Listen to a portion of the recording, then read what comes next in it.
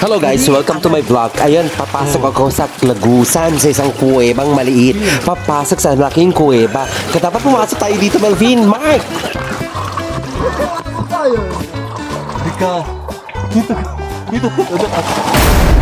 Binuga ako ng dagat. Oh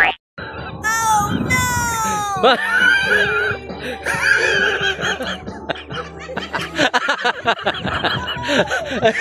Ayan, fans ni Mamo. Mark, ang dami mo namang fans. Wala talaga pagkanam si Mark pag sumayaw na. Ayan, guys, welcome back to my vlog. For today, pupunta tayo sa kuweba. Ang kuweba na matatagpuan dito sa San Fernando, La Union. Of course, guys, maliit lang itong kuweba. Maliit lang siya, mga lagusan-lagusan, guys, sabi nila. And at the same time, ang ganda lang dito, guys. Even though it's maliit, pero ang ganda talaga ng mga stone structures. Yes, mga amigos, amigas, kailangan lang talaga kayo dito. Ingat kayo because, of course, ang mga stones dito medyo matutulis at saka medyo nakakatakot pag mahulog kayo. Anyway guys, ayan o, as you can see, ang ganda talaga dito for pictorial purposes. Ang dami din dito na pictorials kasi amazing. Ayan, yan si Mark. Pag makarinig yan ng music, sasayaw-sayaw talaga yan. Ayan guys, nag-emote si Bakla kasi pupunta kami ngayon sa kuweba. Ayan o, ang ganda talaga. Magtatan ako ngayon. Ayan o, magpapasunog ako ng balat because according to some sources na pagtan ka daw, beauty queen ka at saka higit sa lahat, bongga ka sa ibang bansa. Ayan o, dapat magtan din ako ngayon kasi pupunta kami sa kuweba nga dito sa La Union. Dito matatagpuan sa San Fernando, La Union. Maliit lang itong area guys, pero amazing talaga mga stone structure. Maganda talaga for pictorial purposes. Ayun, nag-emote ang dalawa, si Mark at saka si Melvin. Sila mga kasama ko for this vlog. Kahit maliit lang ang area dito guys, pero maganda talaga for pictorial purposes. Pamakita nyo mga stone structure, amazing. Ang ganda-ganda talaga guys. Ayan o, papasok kami dito sa mga lagusan-lagusan. Nakikita ninyo, yan ang mga kuweba dito matatagpuan sa La Union. Maliliit lang ito guys. Dito ito sa San Fernando, sa Giday. Ganda naman dito guys. Ang ganda-ganda oh, mga stone structure. Makikita ninyo maraming butas-butas yan. Pwede kayo dumaan doon sa loob. Tapos may mga lagusan-lagusan siya.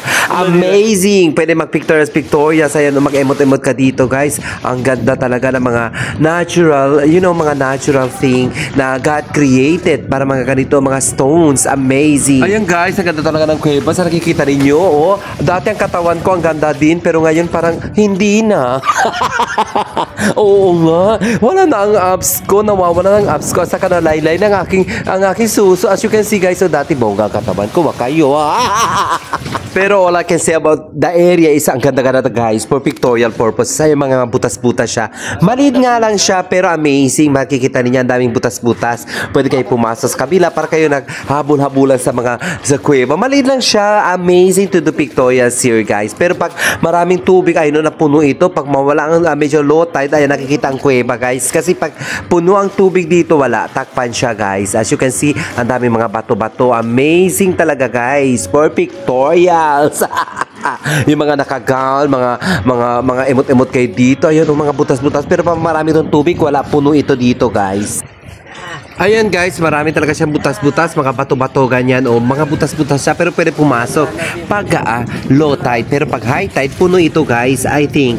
And at the same time, pag low tide, as you can see, makikita mo talaga maraming mga butas-butas na pwede kayo pumasok sa loob. Makikita niyo doon may mga crops, sa mga maliliit na crops.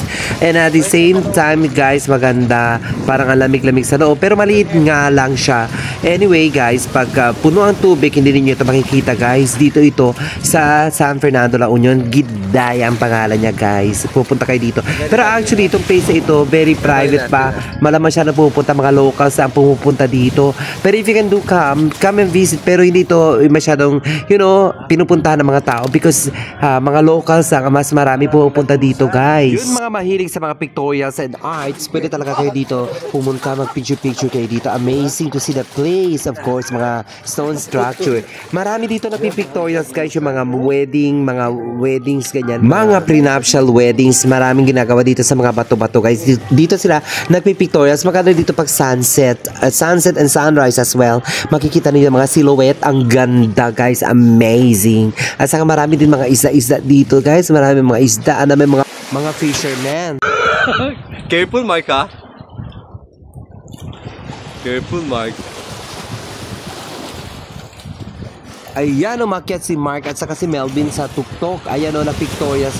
Gusto na mag-pictorials sa pinaka-tuktok, guys. Ayan o, ayan sa kuweba. Picture.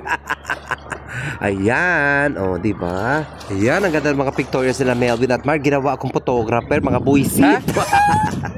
Anyway guys, dito ito sa Giday, La Union, San Fernando City. And at the same time guys, we need to explore the world. We need to see the beauty in every corner guys. As you can see guys, ang mga beauty na corner. Ayan po, this is Alphon Book or Judas Touch dito sa YouTube. Please don't forget to like, share, and subscribe to my channel. And enjoy life to the fullest because life is all about to be happy. Thank you. Isang nila lang. Hindi ba ipaliwanag natin? New species. Today with Aaron today.